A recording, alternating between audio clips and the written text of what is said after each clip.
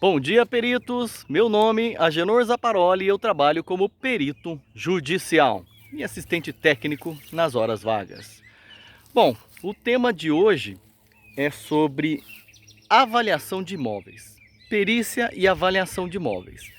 É um tema bem conturbado, é um assunto bem discutido, né? Ele enfervesce as redes sociais, ele é um assunto entre os engenheiros, agrônomos, arquitetos, técnicos e corretores. E eu venho percebendo que o cerco vem se fechando no tocante a afirmar, né, eu digo judicialmente, a afirmar e firmar uma posição de que é de competência exclusiva da engenharia, tirando as competências do técnico e do corretor de imóveis, tá? Bom, o que eu tenho acompanhado? Esses dias eu tive consultando o IBAP, né, Instituto Brasileiro de Perícias, e eu vi que eles postaram lá um acórdão, né? Pelo menos, na verdade, é uma liminar, né? Eu esqueci o nome que se dá. Na verdade, é uma liminar monocrática de uma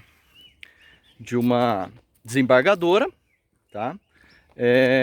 No qual ela apresenta a sua decisão baseada na lei, na resolução do CONFEA, e logo teremos o julgamento do pleito dos três desembargadores. Por enquanto não é uma jurisprudência, tá?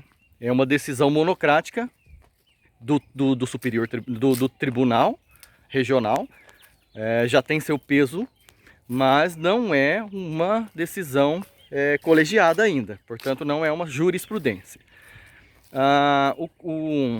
Essa matéria do IBAP fala que essa desembargadora, Cláudia, se não me engano, esqueci o nome dela, eu vou deixar aqui nos comentários sobre essa matéria, o acórdão e tudo mais, mas ela se baseou na resolução 365 de 2000 e...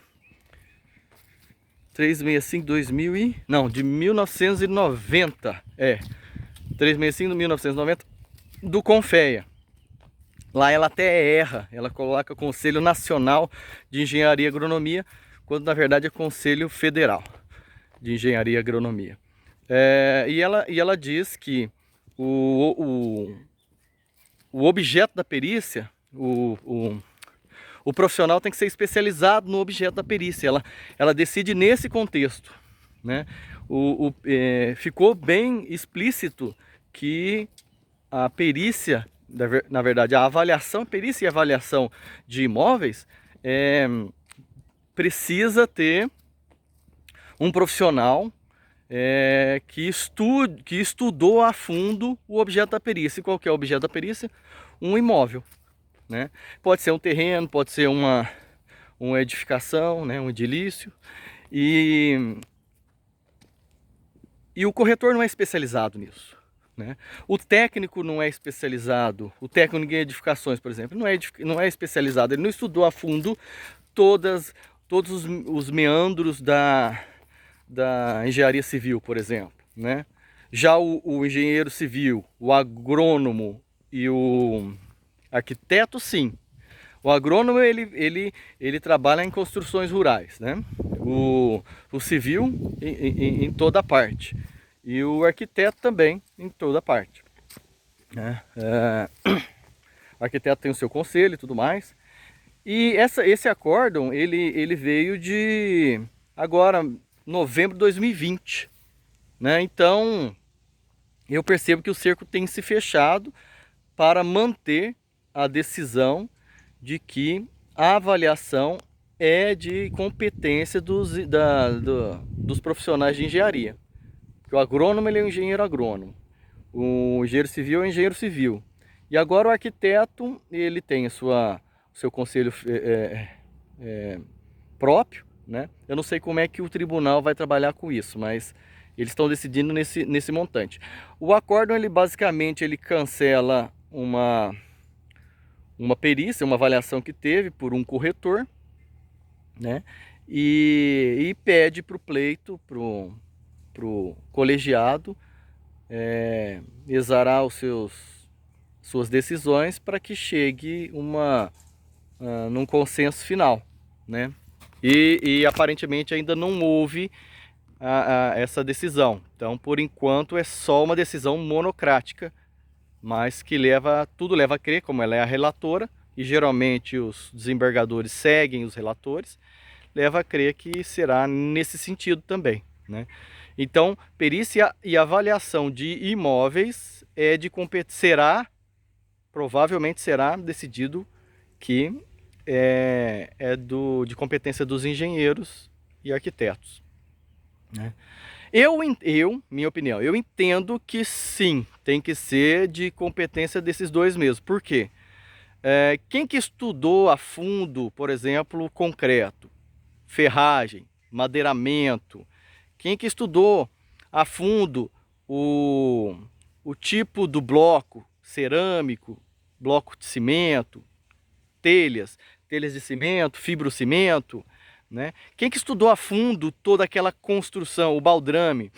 Como que é o baldrame aqui? O baldrame é feito com treliça, ele é feito com ferragem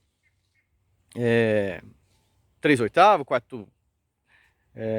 Bom, fissuras, por exemplo. Isso é patologia, muito bem empregada na engenharia. O corretor ele estudou sobre a fonte das fissuras, das rachaduras, das trincas. Ele sabe quantificar em relação a isso essa questão, né? Por exemplo, se houver uma trinca, precisa construir, recondicionar aquela parede. O corretor ele vai conseguir quantificar isso, né?